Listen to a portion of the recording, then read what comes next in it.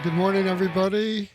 Welcome to Real Estate Matters. For over 11 years, the voice of real estate in Flagler County in Palm Coast, Florida. Welcome to the quiet side of Florida and Happy New Year. I'm Toby Tobin, the publisher of GoToby.com. I'm a contributor to the Palm Coast Observer and a Florida licensed realtor with Grand Living Realty. Co-host Anne Maria Long is in the studio this week for a change. I'm back. No more flu. That's good. There's an awful lot of that going around. Several of my friends have been down for a couple of weeks. Most of my house was down, and we protect our Toby at all costs, so I stayed away. Thank you. I appreciate that. I managed to avoid it so far. These flu shots are working overtime this year. I didn't get my flu shot until halfway through December. Time went good by, thing you but did. I'm glad I did. Mm-hmm.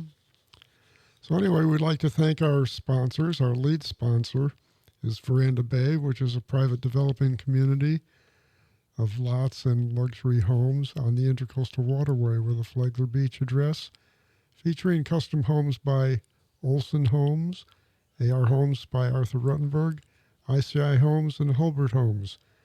And also newly added to the list, Toll Brothers and Dream Finders. Check them all out by visiting verandabay.com. So we also like to thank Flagler Home Builders Association, and Anna Maria is affiliated with that organization. So thank you, Anna Maria, for sponsoring us. No, you're very welcome. And Hammock Community Church, that cute little church on A1A in the Hammock, a mile and a half north of the toll bridge. That's where you find me every Sunday at the 11 o'clock service. If you're an early riser, they also have a service at 9. You should check it out. It's a traditional church with a choir instead of a band. I bet that's beautiful. It is nice. There aren't many left anymore. No. So let's talk about December. We can finally talk about final. Yes, all the numbers should be in. Now, there are always some stragglers. The rules don't mean If you're on vacation, I guess you might be still reporting. Well, MLS has a reporting requirement. I think it's 3 business days you have, so they should all be in. They should all be in then. They should all be No in. excuses. But it's amazing how a few stragglers come in later in the following month. But anyway, here's what we have for December 2025.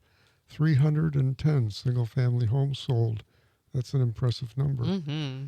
And these are MLS numbers, and they're Flagler addresses only. Because the local MLS, of course, sells in Volusia and St. John's, other counties. And other MLSs sell in Flagler County, too. Yeah. But unless they're also part of the Flagler MLS, right, the numbers aren't included here. The median selling price for those 310 homes was $374,995. Round that up to $375,000. I think that's fair. And that compares the 310 homes this December compares to only 230 December a year ago. And the selling price a year ago was $355, not $375. This year's days on market, 81. So the overall days on market for the entire 310 homes is 81 days. But looking at the two ends of the market, which we do each week, let's look at the bottom end first. That's 250,000 and less. This December, there were 15 homes that meet that requirement. 5 of them sold for cash. Days on market, only 17.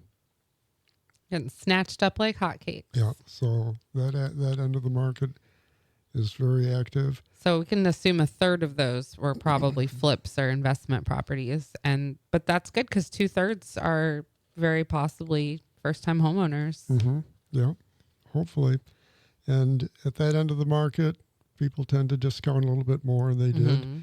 93% of the listing price was the median sale price. At the other end of the market, the $1 million plus market, there were 20 homes sold in that category in December. Of those 20, 15 were for cash. Those are some excellent Christmas presents people Mm, got. yeah. So I think some end of the year tax decisions Oh, might have yeah. had something to do with it. Yeah. Stick a bow on it and just double it And up. normally the upper end of the market has the longest days on market because it's a smaller buyer pool at that end of the market. However, However, this December, days on market, 20 days. That's 20 compared to 81 for the whole 310 homes. so a fourth of the time. And they sold for 96% of the listing price. And the overall sales were 98% of listing price. Every custom builder I talk to has been saying that their custom home sales are, if they do custom and spec as well, their custom homes are up higher, or they're doing more custom home builds than spec, and their custom home builds are or more cash sales than financed than normal. Mm-hmm. Yeah. So I didn't bring the numbers with me today, but I checked yesterday, looking at the market for, and we'll be talking next week about the overall year market more than today. We're going to try to focus mostly on just December, but the overall market in the $1 million plus for the entire year last year, days on market was less than the overall days on market. So these are not just little blips we're seeing Yeah, here. I remember when we first started seeing it, and we thought, "Oh, an anomaly." Nope. Well, when we hit September last year, and September was surprisingly strong for September because the fall and September through February are usually or typically the slowest months of the year. And September wasn't slow. It was Right. was pretty good compared to the earlier months of the year, and it was also good compared to September the year before. But it was just 1 month, so we didn't make a whole lot about that. But then October came along, and it was the same. Then November, and it was, wow, 3 in a row. We're working on a trend, and then December came and said, "Hold my beer." Yeah, December blew the doors off. Interestingly, for December, the overall strongest measure of the health of the market is the total sales volume, much more so than just the number of homes sold or the median price. Because when you think about it, most, certainly from the realtor community, that's the number that they get paid on. Right. Whether you can argue whether the number should be 4% or 5% or 6%, but it's always 6% of the selling price. It's not 6% of, well, Listed. that's one home sold. Yeah. It's the selling price. And so that's what really drives the health or illness of the market. That number is very, very important. And in December, typically a slow month, the overall total sales volume was the second highest of any month ever for this market. That's for wild. the Flagler, and that's again using MLS numbers. But it's there's an article talking about this on GoToby.com that I just put up the other day. Got a call yesterday from a builder that used to be in the local market, moved out of state, and he read that article and he said, "What's going on down there? Should I come back or should I be coming back?" And he's thinking about it. It really opened his eye. He was surprised because he'd been in the local market quite a while and thought he understood it. And every time you think you understand something, that the only thing to understand is that there's something more to learn. well, change happens, and you can look back and they say if you don't learn from the past, you'll repeat your mistakes. And you can learn from the past, but you can't compare today to the past because all things are never equal. Right. You know. Yeah, I mean, our economy is completely different now than it was when this person that you spoke to yesterday was building here, no matter when that was, You know, and even if it was a year ago. as we were coming off the peak of the COVID resurgence here locally in the local market, a lot of people were thinking, well, we're headed for a crash just Yes. like we had 20 years ago. Well, No. the elements of the market that were at play 20 years ago are none of them Yeah. are at play today. Well, mortgage lenders aren't handing out loans like candy. There's all kinds of safeguards in place.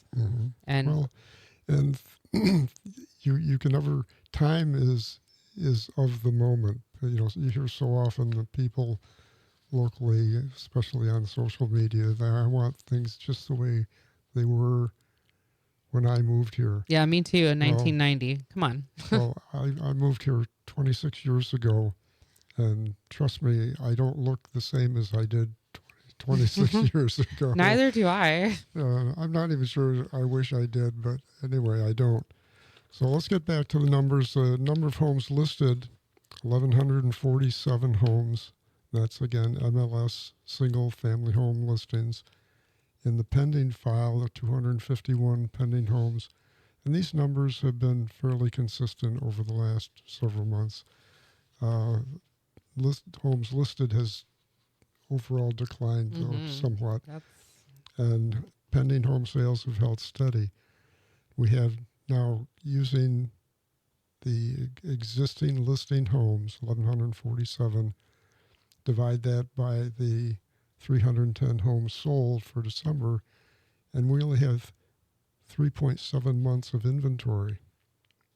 I haven't seen that number in a while. And you know, if you read the press, if you follow social media, nobody would believe that, because there are, you know, we need to have a moratorium. We have a glut of homes on the market.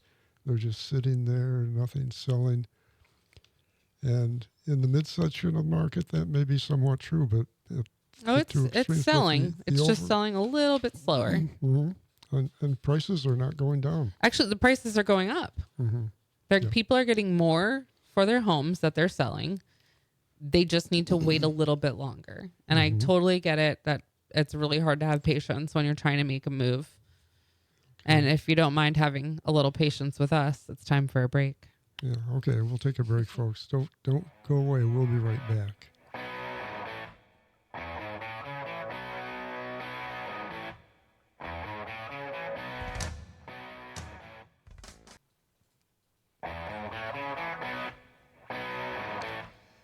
Well, welcome back, everybody. Thanks for staying with us. This is the second half of Real Estate Matters. Our prime sponsor is Veranda Bay. John Anderson with the Flagler Beach address. We thank them for their support. We were talking before the break about the December market and current conditions in the market and how surprisingly strong we finished the year. And we just mentioned 3.7 months of inventory. The pending sales, 251 pending sales, one of the things that we track, which I found to be a really reliable predictor, is what is the list price. We don't know the selling price of pending sales because that's not reported until the contract closes. But if you look at the existing listing price, and then you look at the percentage discount that most homes are selling for, and in this case in December is 98% for the overall market. So you take the list price of the pending sales, which is $294,900, multiply that times 98%, and that's a good estimate of what the selling prices will be, closing prices will be over the next couple of months. And that would translate into $387,000. So your comment about prices sneaking up a little bit seems to be right on. Because that's actually a little bit higher than the average for December, which was 375. Yeah, and it's not. It would It's come out just to 387. And yeah, I mean, it's a guess. That's it's estimate. it's an approximation, but it's fairly accurate, and it's been good in the past, picking up movement up or down changes in the market. So for the year, we had 868 multifamily permits, and we still have. I haven't heard yet from Flagler Beach yet for December, so I've estimated 1,720 single-family units. These are building permits. That totals 2,588 residential units permitted. And that translates to about 5,176 new residents. And that's really in line with our average growth over the past 5 years. We've been averaging about 5,000 new residents. So Yeah. the number of permits is not egregiously high. It's not extraordinary. It's right where it should be expected to be. Not extraordinary. So let's look at for 2025. And here I said we're just going to focus on December, and I'm jumping into what we really should hold off for next week. But new construction, the median price overall for new construction was $353,000.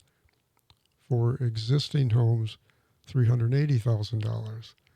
Now, intuitively, you'd say that doesn't make a lot of sense because new construction should be selling at a premium above existing construction. But you have to understand what's buried in these numbers. If you look at just new construction, the high-end homes are hardly ever on MLS. They're done uniquely under a specific contract with the builder, so you don't need to.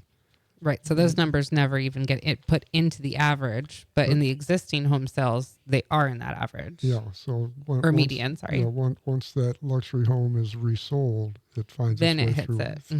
Its way through MLS. Yeah, so we're missing an entire segment of the market in the new construction number. Then on square footage. This is under air or heated, doesn't count your lanai, doesn't count your garage. But new construction, 1,836 square feet, existing 1,944. And the same comments we made on median price apply to this as well, because the high-end luxury homes naturally have more. They're going to be bigger. Mm-hmm. Dollars per square foot new construction, $191.93. Existing, $205.29. And again, the same comments. But interestingly, I asked artificial intelligence, which that's right down my line because my intelligence has been artificial for forever. But if you just ask artificial intelligence, what's the average heated square footage on new construction in the U.S., and it's in the 2,200 to 2,300 square foot range. Okay. And if you ask Florida, you don't get as fine a number. The answer came back between 2,000 and 2,500. That's interesting. So we are below market on square footage, both in existing homes and new construction. Yes. Yeah. But it makes sense given our demographics. Yes, demographics. They're smaller families. We don't have. We're not having children anymore. I mean, some of us are. That's right. You're speaking from the other end of the age spectrum. Just saying, there are families there, but even then, if the trends continue, up north, for example, when I lived in New Jersey, my grandparents lived on the bottom floor and my family lived on the top floor of a two-story house, two-story plus a basement and an attic. We don't have that here. No, and that would be also a larger amount of people per home. So it is still different demographics. Even when you do have children, that was, entire multiple families living together, and you could even separate those. There was multiple people that would separate those into different units entirely, and have a separate entrance to the upstairs. sometimes you put a business on the downstairs and the home on the upstairs. So there's some differences. And there's inconsistencies. Most basements up north are not finished. Right. So although they may have heat, they're not included in the. Yeah, people aren't they use living a different in term. it. They don't say under air or heated. They just say finished space. Right. And they may be finished at a later date. Maybe a post construction. Completion. They have a term for basements in Florida. They're called indoor swimming pools. So next year's drivers, what do you think? I'd like to have your comments first on what's going to be pushing the market, because I think what we're seeing here, and I don't understand why, but we seem to be the only ones that are seeing it, because it's not showing up anywhere on social media or in the other media. Well, I really agree with some of the comments that we had received a couple weeks ago, and the more I've talked about with other people, that was 2026 being a midterm election year. I do believe that on a national level, the economic policy will be made to attract voters. Yeah, it will be made to attract voters. Yes, thank you. And it will help boost people's economic status, which will in turn allow people to purchase homes or have more expendable income to improve their homes. And I think that would be a boost to our economy. People are still flocking here to Florida, not in crazy droves that we saw like immediately post-COVID. There was just the other day, U-Haul they periodically put out a move-in, move-out report, and they rank states by how many people move out and then how many people move in, and then the net difference. Okay. So are you overall positive moving in or negative moving out? And Texas came in number 1 and Florida came in number 2 for positive growth. And we've consistently over the last 5 years averaged about 5,100 new residents per year. Okay, I'm going to ask a question. Does that number account for deaths and births? Yes. Okay. Yep. And, I mean, we are a place to retire, so I feel like that was a fair question. No, it is we have an older demographic. I don't see that changing anytime soon. No, I mean, people want to be warm, and Texas and Florida are both warm places. My dad always said that people don't like to live any place where they want the temperature to be their age or above. They don't want to live someplace where the temperature is below their age. Well, at my age, I strongly disagree with that. You should be living in. I'm currently living in Rochester, New York. No, I'm currently freezing, and I'm sitting inside of a studio where everybody else appears to be totally fine. So, well, that's because I have a jacket on. I have a sweater on, and I'm always cold. They keep it cold in here because of all the equipment. So, got any comments before you do a wrap up? Yeah, our Parade of Homes is coming up. Good. It's April 11th through 19th. And what is that? Is that a full week with 2 weekends? It is. It's going to start on a Saturday, and it will end the following Sunday. It is the week after Easter. And if you are a builder, by the time you're hearing this on Saturday, we should have our applications up. We are accepting our bid for the Showcase Home and Community, so we do not have those yet. We will be announcing those soon. And then, we'll invite the public out, and that will be on flaglerparadeofhomes.com. Okay. And how many entries did you have last year? 32, I think, and then 32 or 33, and then we had virtual entries as well. So if our builders don't have a physical model, like a custom home builder, they can put in a virtual entry, which gives them a page in the magazine, and then the public can go online or use our mobile app, and they can still look at the house, do the virtual tour, and look at pictures and get all the specs and everything. That's a big deal for your industry. Yeah, it's a really cool feature, and our mobile app is amazing. It even will guide, you can tell it where you want to go, and it'll connect with your map system and guide you through town. Good. Well, why don't you wrap it up for us for this week? Absolutely. Video podcasts of Real Estate Matters are available on gotoby.com. Click on podcasts on the top navigation bar, and show notes are included so you can see what we didn't get to on the show. Also on gotoby.com, the Flagler County interactive map of residential developments and subdivisions, which is updated regularly.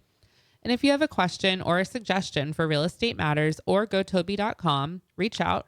Give me a call, 386-931-7124, or you can email me at toby@gotoby.com. Thanks for being with us this week. Come back next week. I'm Toby Tobin, and I approve this show.